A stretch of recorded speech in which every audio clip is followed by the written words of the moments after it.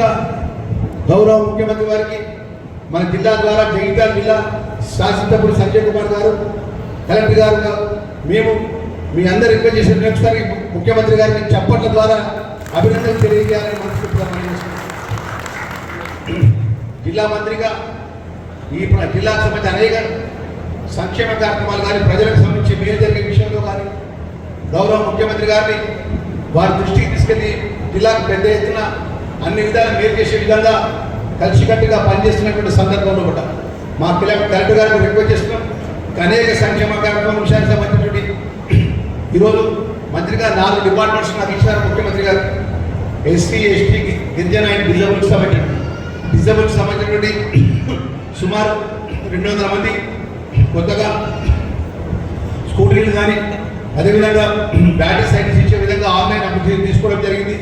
వాటికి కూడా ఏదైతే నిబంధనలకు అనుగుణంగా కూడా సెలక్షన్ ప్రాసెస్ కూడా కలెక్టర్ గారు పూర్తి చేసే విధంగా ఆ జిల్లా అధికారికి ఆదేశాలు ఇవ్వాలని చెప్తూ మరొకసారి వివిధ గ్రామాలకు వచ్చినటువంటి ఏదైతే ఈరోజు కొత్తగా రేషన్ కార్డు తీసుకున్నటువంటి రేషన్ కార్డులు కానీ కొత్తగా మీ కుటుంబ సభ్యులు రేషన్ కార్డు చేర్పించినటువంటి కుటుంబ సభ్యులకు కానీ మనస్ఫూర్తిగా మీ లక్ష్మణ్ కుమార్గా పేదవాళ్ళకు సంబంధించిన ప్రభుత్వం మీకు మేలు చేసే కార్యక్రమాలు చేపట్టే విధంగా ఆ రోజు 10 సంవత్సరాలు ఈ రాష్ట్రంలో అధికారం ఉన్నవారు కళ్యాణ కార్యం చేసి ఆర్థిక సంక్షోభాలు సృష్టించి ఖాళీ కళ్యాణ అప్పచెప్పినప్పటికీ ముఖ్యమంత్రి వర్యులు, డిప్యూటీ చీఫ్ మినిస్టర్ గారు, మంత్రివర్గము, ప్రభుత్వం అంతా కూడా ప్రజలకు ఇచ్చిన మాట అమలు చేసి ఈరోజు 6 గ్యారంటీ పథకాల్లో కూడా 4 గ్యారంటీ పథకాలు సన్నబియ్యం కానీ, ఇందిరమ్మ ఇళ్ళు కానీ, 200 యూనిట్ల కరెంటు కానీ, అదేవిధంగా ఈరోజు రేషన్ కార్డు ఇవ్వడం కానీ ఎన్నడన్నా ఎప్పుడన్నా ఎవరన్నా ఊహించిన విధంగా ముఖ్యమంత్రి నేరుగా పేదవాళ్ళ సంక్షేమ కార్యక్రమాలు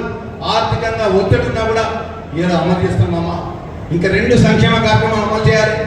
3 సంవత్సరాలు 2 నెలలు మీ అభిమానం, మీ ఆశీర్వాదంతో ప్రభుత్వంలో ఉంటాం. తప్పకుండా మీకు ఇచ్చిన మాట ఒక మంత్రిగా మేము మాటిస్తున్నాం. ఎక్కడ ఎంత ఆర్థికంగా ఒత్తిడి ప్రభుత్వంపై ఉన్నప్పటికీ జిల్లా మంత్రిగా మిగిలినటువంటి సంక్షేమ కార్యక్రమాలు అమలు చేసే విధంగా ముఖ్యమంత్రి గారి నేతృత్వంలో కష్టపడి పనిచేస్తామన్న విషయాన్ని ప్రజలందరికీ కూడా మనం చేస్తున్నాం. ఎందుకంటే కాంగ్రెస్ పార్టీ ప్రభుత్వం మీ అందరికీ తెలుసు. ముఖ్యమంత్రి రేవంత్ రెడ్డి గారు ప్రజలకు ఇచ్చిన మాట విషయంలో కూడా సహచర మంత్రిగా మేము చూస్తున్నాం. ఎంత కష్టపడి పనిచేస్తారంటే ఒక సామాన్యమైన వ్యక్తి కూడా ముఖ్యమంత్రి దగ్గరికి వెళ్ళి కలవాలంటే కలవచ్చు. సామాన్యమైన ఒక సంఘపరంగా ఒక నాయకుడిపై ఒక రిప్రజెంటేషన్ చేయాలని ఇవ్వచ్చు. ఒక ఎమ్మెల్యే కానీ ఒక ప్రజాప్రతినిధి కానీ ప్రజాప్రతినిధి కానీ ముఖ్యమంత్రి కలవాలంటే నేరుగా కలవచ్చు. ప్రజల యొక్క కష్ట సుఖాలు చెప్పవచ్చు, మంచి చెడు చెప్పవచ్చు. మన గతంలో ఉన్న పరిస్థితి మీకు తెలుసు. ఒక మంత్రి పోయే పరిస్థితుల్లో పోయే గతంలో పనిచేసినటువంటి ముఖ్యమంత్రిగా ఉన్నటువంటి మాజీ ముఖ్యమంత్రి దగ్గరికి ఆ రోజు పరిస్థితుల్లో కూడా ఈరోజు ప్రజాపాలన ఇంద్రమ రాజ్యంలో కూడా ముఖ్యమంత్రి దగ్గర కానీ మంత్రుల దగ్గర కానీ ప్రజాప్రతినిధుల దగ్గర ప్రజలు నేరుగా కలిసే అవకాశం ఉండే విధంగా ఇవాళ ప్రజాపాలన అందిస్తున్నారు. ప్రజలకు ఇచ్చిన మాట అమలు చేసి దేశంలో ఎవరు ఊహించిన విధంగా భారతదేశంలో ఏ రాష్ట్రంలో కూడా 42% బీసీ కులగణన చేసి చట్టాన్ని చేసి ఆర్డర్ చేసినటువంటి నాయకుడు ఎవరన్నారంటే దేశంలో అది ముఖ్యమంత్రి రేవంత్ రెడ్డి గారు. 42% బీసీలకు, అదేవిధంగా 30 సంవత్సరాలకి షెడ్యూల్ క్యాస్ట్ కేటగరైజేషన్ ఎవరి నుంచి అన్నదమ్ముల్లా ఉన్నటువంటి సమస్యలు కూర్చున్నబట్టి మాట్లాడి ఒప్పించి కేటగరైజేషన్ చేసిన ఏబీసీ వర్గీకరణ అమలు చేసి చట్టాన్ని అందించినటువంటి నాయకుడు ఈ దేశంలో ఈ రాష్ట్ర ప్రభుత్వం ఏదైతే ఉందంటే అది ఇంద్రమ్మ ప్రభుత్వం.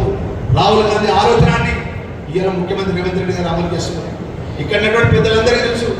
ప్రభుత్వంలో ఉన్నటువంటి ఒక అవకాశాన్ని వచ్చినప్పుడు చట్టపరంగా ప్రజలకు ఇచ్చిన మాట అమలు చేసేటువంటి నాయకుడు గౌరవ రేవంత్ రెడ్డి గారి విషయాన్ని మనస్ఫూర్తిగా మనవి చేసుకుంటూ మరొకసారి వివిధ గ్రామాలకు వచ్చినటువంటి రేషన్ కార్డు లబ్ధిదారులందరూ కూడా శుభాకాంక్షలు తెలియజేసుకుంటూ నమస్కారం తెలియజేసుకుంటూ సెలవు తీసుకుంటున్నాను. జై హింద్.